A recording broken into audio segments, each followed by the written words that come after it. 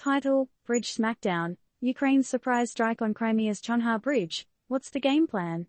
TLDR. Ukraine hits and damages the Chonhar bridge that links mainland Ukraine with Crimea, along with a smaller bridge near the town of Henichesk.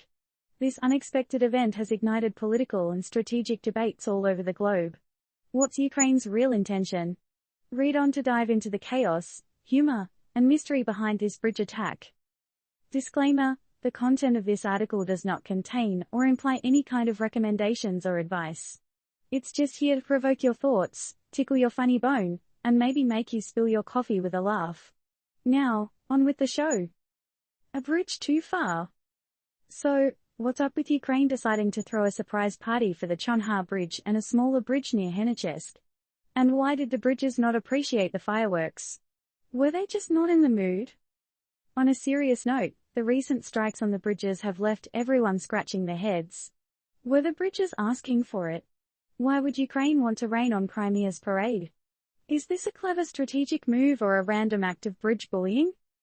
Smackdown in Crimea. In an action-packed episode of Ukraine vs. Bridges, Ukraine's armed forces swooped in and struck these crucial connectors. It's like a plot twist in a thriller movie, but, unfortunately, real and with serious implications. The damage to the Chonhar road bridge, the main link between mainland, Ukraine and Crimea, has sparked debates, discussions, and a fair amount of bewilderment. The smaller bridge near Henichesk didn't escape unscathed either. Is Ukraine sending a message, or was this a big oops, my bad moment? What's the game plan? Strategists, politicians, and random people on Twitter are all weighing in with their hot takes. Some argue that this might be a maneuver to gain a strategic advantage. Others are simply comparing it to their favorite game of Battleship. Are the bridge hits a sign of rising tensions or part of a calculated geopolitical chess match? Was it like swiping left on a bad Tinder date with Crimea, or something more profound? Real-life ramifications. No matter how we slice it, the incident affects real lives.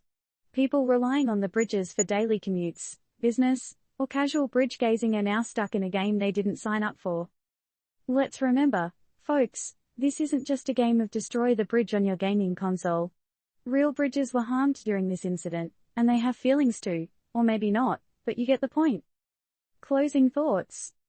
This whole bridge saga has left us with more questions than answers.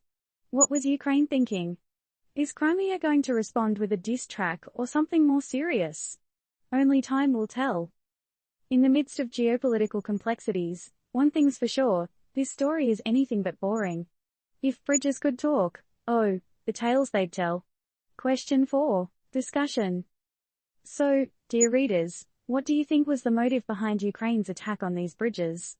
Was it a strategic masterpiece or a blunder for the ages? And more importantly, if you were a bridge, how would you feel about all this? Let's get the conversation rolling.